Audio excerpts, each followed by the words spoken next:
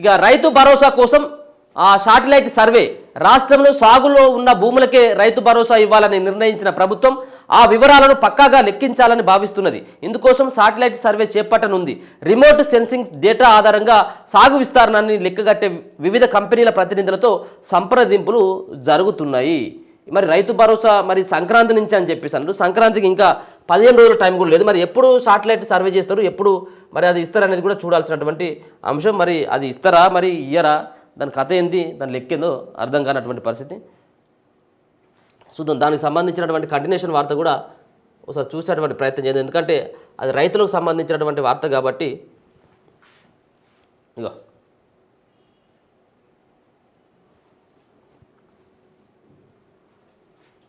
రైతు భరోసా కోసం satellite survey, పక్కాగా సాగు భూముల గుర్తింపు సర్వే కోసం వివిధ కంపెనీలతో మంత్రి తుమ్మల భేటీ కాబోతా ఉన్నాడు. రాష్ట్రంలో సాగులో ఉన్న భూములకే రైతు భరోసా ఇవ్వాలని నిర్ణయించిన ప్రభుత్వం సాగు భూముల వివరాలను పక్కాగా లెక్కించాలని భావిస్తున్నది. శాటిలైట్ సర్వే చేపట్టాలని నిర్ణయించింది. రిమోట్ సెన్సింగ్ డేటా ఆధారంగా సాగు విస్తారాన్ని లెక్కగట్టే వివిధ కంపెనీలతో సంప్రదింపులు జరుపుతున్నది. నిరుడు పైలట్ ప్రాజెక్టుగా సర్వే. గతంలో పంటల నమోదు కోసం ప్రత్యేక యాప్ను అందుబాటులోకి తీసుకొచ్చిన ప్రభుత్వం 20 జిల్లాల్లో పైలట్ ప్రాజెక్టు కింద శాటిలైట్ సర్వే నిర్వహించింది. నిరుడు డిసెంబర్ 20 నుంచి 23 వరకు ఆదిలాబాద్, నిర్మల్, నిజామాబాద్, కామారెడ్డి, జగిత్యాల, వరంగల్, హనుమకొండ, మైబాద్, ములుగు, భూపాలపల్లి, ఖమ్మం, కొత్తగూడెం ఇట్లా మొత్తం 144 మండలాల్లో 318 క్లస్టర్లను ఈ ప్రక్రియను పూర్తి చేసి సాగు భూములను పక్కాగా లెక్కించాలట. శాస్త్రీయంగా పంటల నమోదు. రాష్ట్రంలో ఇప్పటి వరకు పంటల నమోదు ప్రక్రియ పూర్తి అశాస్త్రీయంగా జరుగుతున్నది. వ్యవసాయ అధికారులు మాన్యువల్గా ఏ పంటలు ఎన్ని ఎకరాల్లో సాగయ్యాయో లెక్కిస్తున్నారు. ఇందుకోసం రైతులు చెప్పిన వివరాలపైనే ఆధారపడుతున్నారు. దీనివల్ల వివిధ రకాల పథకాల అమలులో పంట నష్ట పరిహారం అంచనాల్లో ఇబ్బందులు ఎదురవుతున్నాయి. ఈ క్రమంలోనే రాష్ట్ర వ్యాప్తంగా శాటిలైట్ సర్వేకు సర్కార్ మొగ్గు చూపుతున్నది. ఈ శాటిలైట్ సర్వే ద్వారా క్లస్టర్ల వారీగా ప్రతి 300 మీటర్ల రేడియస్లో ఏ పంటలు ఎంత విస్తీర్ణంలో సాగయ్యాయో ఖచ్చితంగా లెక్కిస్తారు. శాటిలైట్ సర్వేలో ఎలాంటి లోపాలు లేకుండా ఖచ్చితంగా నిర్వహించే కంపెనీలతో ప్రభుత్వం చర్చలు జరుపుతున్నది. ఈ నెల చివరిలో సర్వే ప్రారంభమై జనవరి మొదటి వారంలో పూర్తి చేసే అవకాశం ఉందని అధికారులు చెబుతున్నారు. వివిధ కంపెనీల ప్రతినిధులతో మంత్రి భేటీ. ఈ సంక్రాంతి నుంచి రైతు భరోసాను సాగులో ఉన్న భూములకు మాత్రమే ఇస్తామని, సాగు భూముల గుర్తింపు కోసం శాటిలైట్ సర్వే నిర్వహించబోతున్నామని వ్యవసాయ శాఖ మంత్రి తుమ్మల నాగేశ్వరరావు చెప్పారు. ఈ మేరకు రిమోట్ సెన్సింగ్ డేటా ఆధారంగా సాగు విస్తరణాన్ని అంచనా వేయగల వివిధ కంపెనీల ప్రతినిధులతో శనివారం సెక్రటేరియట్లో సమావేశమయ్యారు.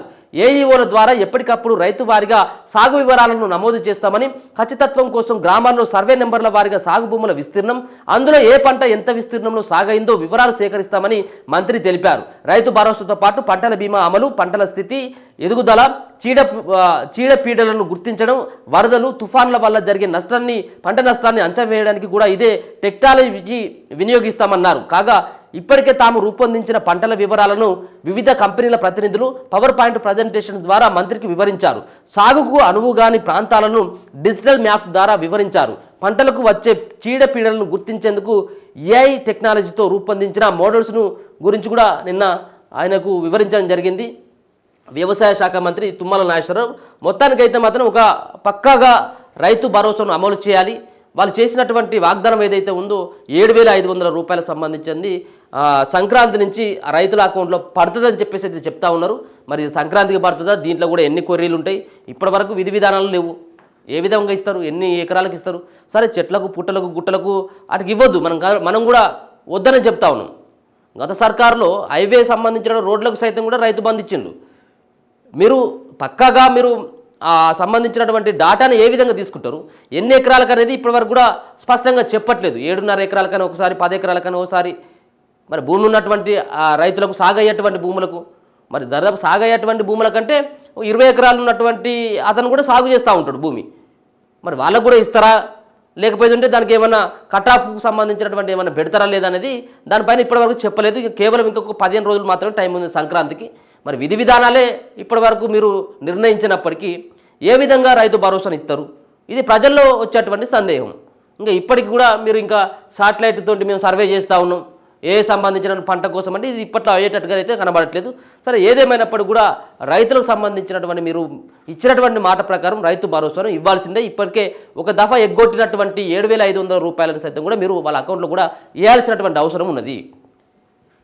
సో ఇది రైతు భరోసాకు సంబంధించినటువంటి దానిపైన నిన్న మంత్రి తుమ్మల నాగేశ్వరరావు కొంతమంది వాళ్ళతో మాట్లాడినటువంటి అంశం.